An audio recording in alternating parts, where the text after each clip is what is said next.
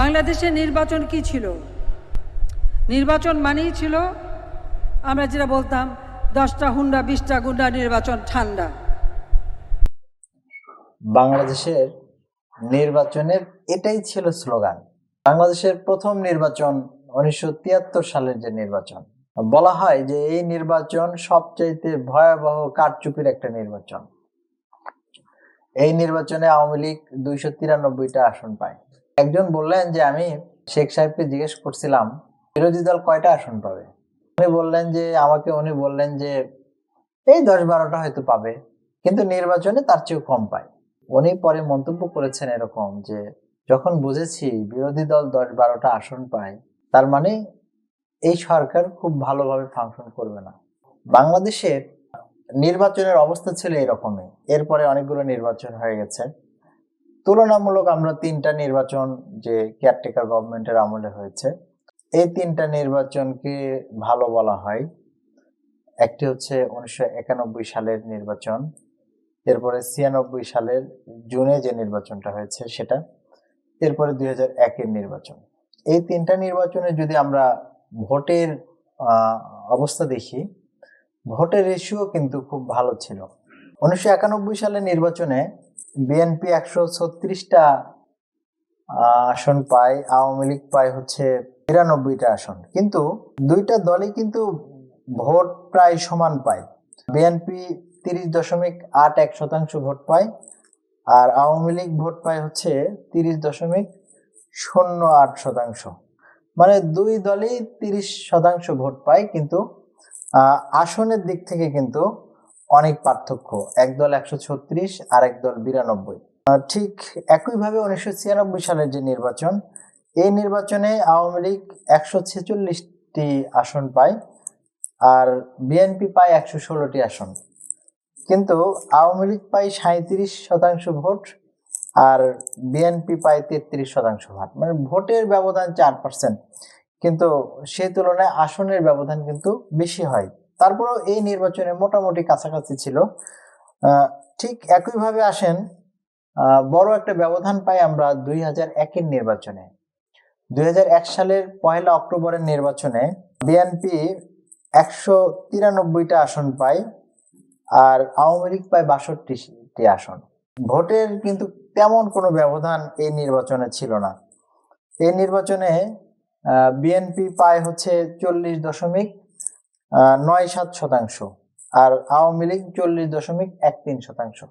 মানে উভয় দলই 40% ভোট পায়, কিন্তু আসনের ব্যবধান কিন্তু অনেক।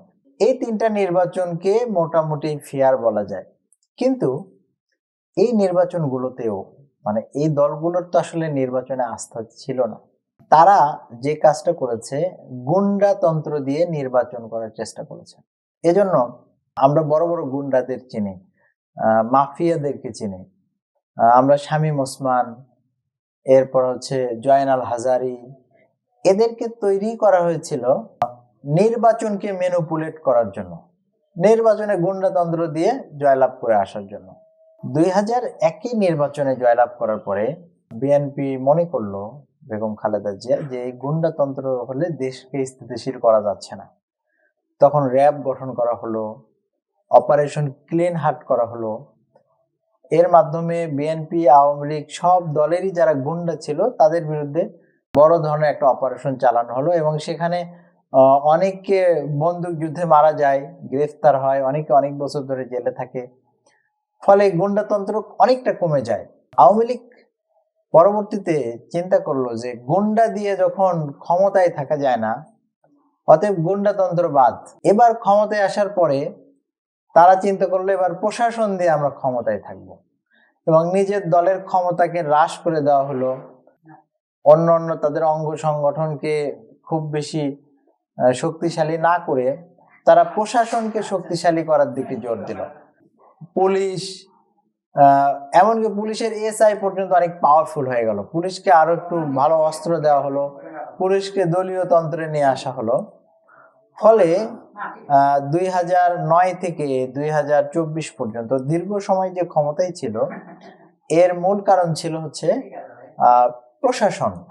কিন্তু প্রশাসনও কিন্তু শেষ পর্যন্ত আওয়ামী লীগকে ক্ষমতায় রাখতে পারে নাই, তবে এর জন্য জনগণকে অনেক বড় মাসুল দিতে হয়েছে। এখন নেক্সট যারা ক্ষমতায় আসতে চায়, এই প্রশাসন 15 বছর যে গোলামি করেছে, তাবেদারি করেছে, এই প্রশাসন কিন্তু আবারও চাচ্ছে যে কারো একটু গোলাম হয়ে কাউকে ক্ষমতায় নিয়ে আসতে। তো এইরকম যদি কিছু মানে আরো করতে চায়, তাহলে বিগত 15 বছর আর এটার ভিতর তো কোনো পার্থক্য থাকলো না। এই গোলামি কি ক্ষমতায় নিয়ে আসতে পারবে? এইটা যদি ক্ষমতায় নিয়ে আসে, তাহলে আমরা আবার বলছি যে এই যে 5ই আগস্টের যে অভ্যুত্থান, জুলাইয়ের যে অভ্যুত্থান, এই অভ্যুত্থান কিন্তু বিফলে যাবে। আমরা দেখতে চাই যে প্রশাসন বা কোনো ব্যুরোক্রেসি কোনো দলকে ক্ষমতায় নিয়েও আসবে না, নিয়েও যাবে না, বরং একটা সুষ্ঠু সুন্দর একটা গণতান্ত্রিক সিস্টেম আমরা চাচ্ছি, যে সিস্টেমের মাধ্যমে জনগণ যাকেই ভোট দিক। আমেরিকায় কিন্তু জনগণ ট্রাম্পের মতো ব্যক্তিকে ভোট দিয়েছে, হিলারির মতো হেভি ওয়েট কোয়ালিফাইড একজন প্রার্থী, হ্যাঁ, তিনি সাবেক প্রেসিডেন্টের ওয়াইফ, তিনি সাবেক পররাষ্ট্রমন্ত্রী, সফল। জনগণ কিন্তু তাকে ভোট না দিয়ে ডোনাল্ড ট্রাম্পের মতো একজন উদ্ভট ব্যক্তিকে ভোট দিয়েছে, এবং তিনি কিন্তু প্রেসিডেন্ট হয়ে গিয়েছেন। বাংলাদেশে জনগণ যাকেই ভোট দিক তাকেই ক্ষমতায় দিতে হবে, সেটা যাই হোক, আপনার পছন্দ হোক, আমার পছন্দ হোক, না হোক, কোনো যায় আসে না। সেই ব্যক্তি পাগল হোক, ছাগল হোক, যাই হোক, মানুষ ভোট দিয়েছে, ভোটের ম্যানিপুলেট করা যাবে না। যা ভোট দিয়েছে ফেয়ার একটা ইলেকশন হতেই হবে। যদি ফেয়ার ইলেকশন না হয়, বাংলাদেশ কিন্তু আরেকটা অভ্যুত্থানের দিকে যাবে। আমরা বারবার বলছি, যার ফলে যারা ম্যানিপুলেট করার চেষ্টা করেছেন, এই যে প্রশাসন, আপনারা বেঁচে গেছেন, 5 আগস্টের পরে আপনাদের বিচার হয় নাই, 15 বছর আপনাদের আমলনামা, এই আমলনামা কিন্তু জনগণ এখনো ধরে নাই। এই আমলনামা জনগণ ধরবে। যে কাজটা গণভবনে করেছে, এরপরে আপনাদের প্রশাসনগুলোতে করবে, সচিবালয়গুলোতে করবে।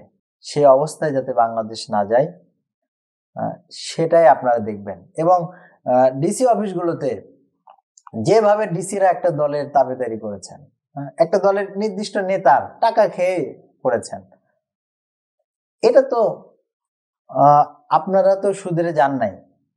আজকে মাহমুদুর রহমান মান্না, উনি অভিযোগ করেছেন যে ওনার নমিনেশন বাতিল করার জন্য একটা নির্দিষ্ট দলের নেতা কত ধরনের তদবির করেছে। সে একটা ব্যাংকের ম্যানেজারকে দিয়ে তার বিরুদ্ধে ঋণ খেলাপির একটা নোটিশ পাঠিয়েছেন, ম্যানিপুলেট করে। এই নোটিশ পাঠানোর মতো না, এটা ওনার অভিযোগ। তো উনি যখন ওই ব্যাংকের কেন্দ্রীয় ব্যাংকে অভিযোগ করেছেন, তখন সেই ম্যানেজারকে তাৎক্ষণিক সেখান থেকে শাস্তি স্বরূপ রিলিজ করা হয়েছে। তাহলে এইটা কেমন কথা? 5ই আগস্টের পরে তো এরকম হওয়ার কথা ছিল না।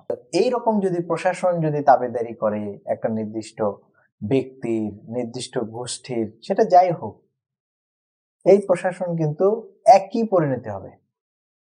5 আগস্টে পতিত ফ্যাসিস্ট দলের যে পরিণতি হয়েছে, তাদের সহযোগীরা এখনো বেঁচে আছেন। আপনারা হয়তো ভালোভাবে থাকতে আপনাদের ভালো লাগতেছে না।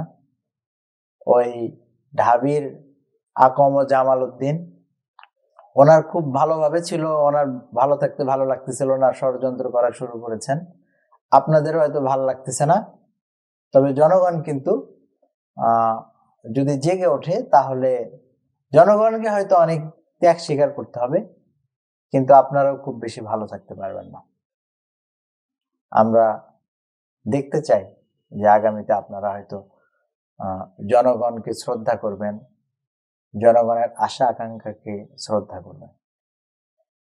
সে আশাবাদ ব্যক্ত রেখে শেষ করছি। আসসালামু আলাইকুম।